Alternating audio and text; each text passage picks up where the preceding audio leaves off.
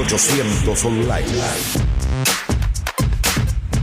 Hola amigos, bienvenidos a 1800 Online. Qué grato saber que están aquí junto a nosotros. Muchísimas gracias. Soy Lisandra Díaz Blanco y a mi lado tengo a mi amigo Juan Almeida. ¿Qué tal, Hola. Lisandra? Margarita Díaz. ¿Y qué tal, Cuba? Y te digo Margarita porque a mí me gusta mucho esa flor, es la flor que más me gusta. Y porque también el trago margarita siempre estoy muy Ya estimulado. sabía yo que esto terminaba mal.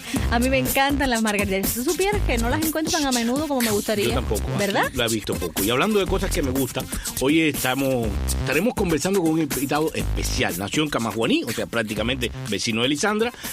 Profesor, escritor, Premio Internacional de Periodismo. Su nombre es Félix José Hernández Valdés y con él estaremos conversando estos 1800 segundos. Asimismo, bienvenido a 1800 Online. Félix, ¿cómo estás? Pues muy bien, gracias. Saludos a ustedes desde París, la ciudad de luz, con un cielo gris, llovizna, pero bueno, estamos en primavera. Así es, ¿no? La primavera todavía siempre le tarda un poquito en adaptarse, ¿no? Y en darse cuenta que tiene que florecer. Oiga, profesor, usted sabe que hace unos días yo estuve escribiendo sobre un escándalo de corrupción en el que se vieron envueltos varios artesanos zapateros en Camajuaní. Y me llamó muchísimo la atención lo que uno de ellos me dijo y me dejó meditando. ¿Es cierto que para los camajuanenses Camajuaní es Cuba? Pero claro, el problema es que los camajuanenses estamos muy unidos a nuestro terruño y donde quiera que estemos siempre llevamos el corazón guajiro, el corazón de Camajuaní. Y la prueba es que allí, por ejemplo, en Miami se reúnen mucho, celebran la fiesta de San José, que es el santo patrón del pueblo. Yo recuerdo de niño las grandes procesiones y las parrandas de San José el 19 de marzo y las están volviendo a hacer en estos momentos en Camajuaní. Lo he visto por YouTube y por Internet, como siempre, divididos en los barrios de los chivos y los sapos, que son los eternos enemigos, entre comillas. Siempre es parte de nuestra idiosincrasia, de nuestro pasado. Y me pregunto cómo tantos años viviendo, Félix, en París, ¿cómo logra uno conservar esa cubanía? Porque es que inevitablemente uno empieza también a formar parte de ese nuevo mundo, de esa nueva sociedad. Sí, claro. Nosotros, yo salí de Cuba con mi esposa y mi niño de 4 años hace 35 años y vinimos directamente aquí a París. Y es una especie de combate porque como hay muy pocos cubanos, somos apenas unas decenas, y nos vemos solamente cuando hay alguna exposición de alguno de ellos que es artista, pintor o músico o en la Casa América Latina.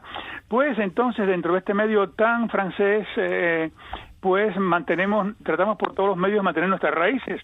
Por ejemplo, siempre mi esposa y yo y mi hijo le hablamos español y ahora mis nietos, ambos que nacieron aquí, de madre francesa y padre que es mi hijo, ¿no? También los dos niños hablan español, o sea que hay que conservar las raíces. Nos adaptamos a la sociedad, somos asimilados por la sociedad, pero nuestra cubanía no la perdemos. Por supuesto, y me llamó también la atención que teniendo en cuenta que, que usted es de Camajuaní y que para los camajuanenses Camajuaní es Cuba, me llamó muchísimo la atención que en su blog Cartas de Ofelia, del que vamos a estar conversando en un momentico, hay una galería de fotos de La Habana y no de Camajuaní. Claro, porque es que de Camajuaní cuando el blog se fue hecho, tenía muy pocas fotos de Camajuaní. Hay muchas crónicas en ella de mis recuerdos de infancia de Camajuaní, pero en realidad las fotos son de La Habana. Ya. No, además, es que Juan no entiende que a Habana le tiene que gustar a todos los cubanos, ¿no? Él se cree que es nada más de los habaneros. No, mi claro, hombre, no seas egoísta. Yo llegué a La Habana a la edad de 9 años y medio e iba después todos los años a Camajuaní de vacaciones, a casa de mis abuelos, pero La Habana, en realidad, mi pueblo es Camajuaní, mi ciudad es La Habana. Lo sé, lo entiendo. Pero ¿por qué su blog se llama Cartas de Ofelia? ¿Por qué es trilingüe? ¿Y por qué es que está dirigido solo a esa enigmática señora que se llama Ofelia? El blog es trilingüe porque yo escribo en español, en francés y en italiano, que son las 3 lenguas que domino. A nivel de inglés, mi nivel es indigente completamente, ¿eh?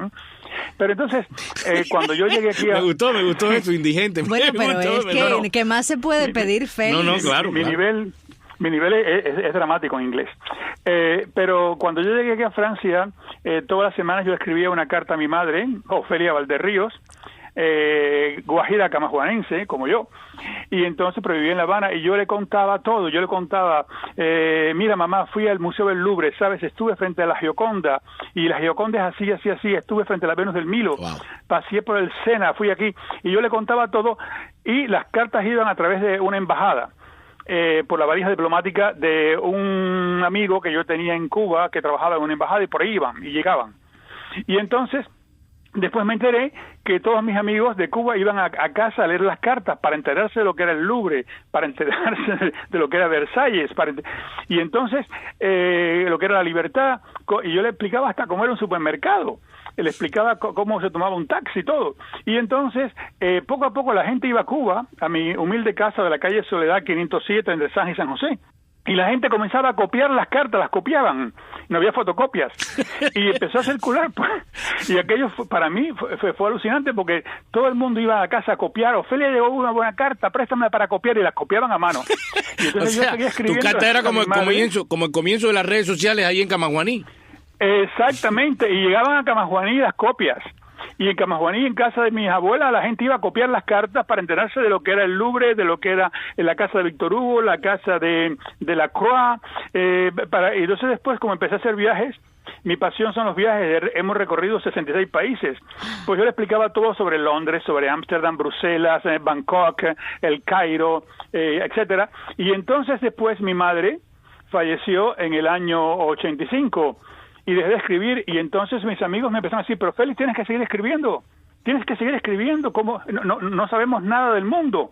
Y entonces yo decidí escribir las cartas a Ofelia, y llamarlas así, y mi madre, yo le sigo escribiendo simbólicamente esas cartas a Ofelia, donde le cuento todo lo que veo, cuando voy a una exposición, cuando veo una película, una obra de teatro, el Viernes Santo, cómo se desarrolla, los países, o sea, todo lo que yo siento, todo lo que me emociona, todo lo que me golpea, como ahora mismo los actos terroristas, todo se lo cuento en esas cartas, Felia, las publico, y entonces, por ejemplo, en Miami son publicadas en Cuba en El Mundo, en Madrid en Cuba Matinal, en Miami también en Radio Miami Internacional, aquí en París en Diario de la Marina, en Cuba Nuestra en Estocolmo, en Cuba Democracia y Vida en Estocolmo, o sea, por todas partes se publican, y pues he seguido, y le voy a decir, a ver, hago un pinchazo aquí en Internet, y ya voy en 35 años desde que soy libre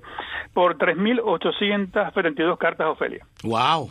Fantástico. Me encanta. Y además la manera de escribir tan descriptiva que tiene y de hablar también me parece fascinante. La verdad que no se atrapa. Y me ha encantado, Félix, ese tiempo que usted me ha recordado, ¿no? En donde uno, cuando de verdad le gustaba un texto, uno se sentaba, lo copiaba y así uno lo compartía, después se lo leía a una amiga, ¿verdad? Y es que nada, uno se le van borrando esos recuerdos porque esto de la tecnología ya acabó con todo eso, ¿no? Enseguida uno imprime algo, le saca una foto y se acabó. Pero oye, qué tiempos, ¿no? Uno disfrutaba muchísimo, por lo menos yo cuando me gustaba de verdad algún verso, las libretas de verso, las libretas de poema, ¿no? Sí, los poemarios, claro, rico. Claro, ahora pasan por Facebook, pasan por las redes sociales, pasan por todas partes. Así mismo. Félix, vamos a una pausa, enseguida regresamos y seguimos conversando.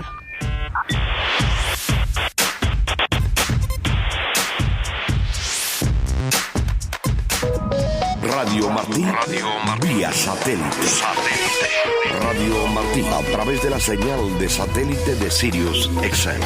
De lunes a viernes, de 9 a 12 de la noche, por el canal 153 de Sirius XM. Canal 153. A las 9, Entre Nosotros. Yo soy Orlando González Esteban y quiero invitarlos a abordar los temas más curiosos y emocionantes. A las 10, 1800 Online con Lisandra Díaz Blanco y Juan Almeida. Y a las 12 de la noche, Al Duro y Sin Guante, con Pepe Lacalle, Rafael García Toledo, Edemio Navas y Orlando El Guajiro Peña. ¿Qué tal, amigos? Bienvenidos a su noticiero 100% deportivo, Al Duro y Sin Guante. Radio Martí, vía satélite.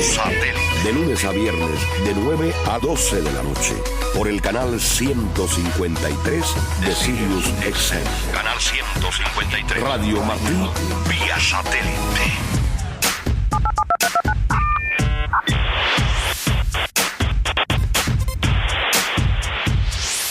Amigos, amigos, están escuchando Radio Martí o Sirius XM, el canal 153. Están en sintonía con 1800 Online. El mejor programa del planeta, el único capaz de hacerle llegar el internet hasta sus propios oídos. Y hoy estamos conversando con el Premio Internacional de Periodismo, Félix José Hernández Valdés.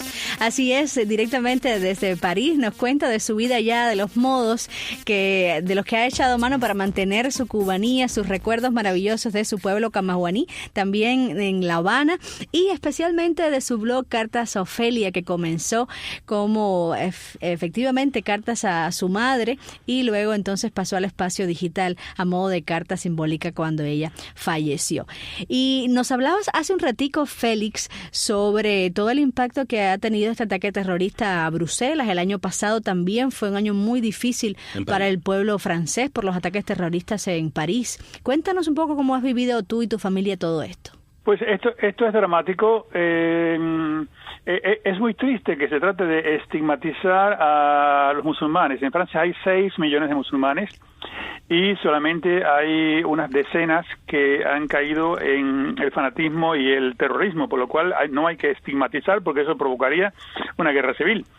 Y entonces vivimos momentos muy, muy difíciles, sobre todo cuando se atacó al periódico Charlie Hebdo. Era un periódico humorístico, satírico, que había sido, le habían hecho un fatá los musulmanes integristas, como que lo iban a destruir, y en efecto lo atacaron y mataron a una gran cantidad de periodistas.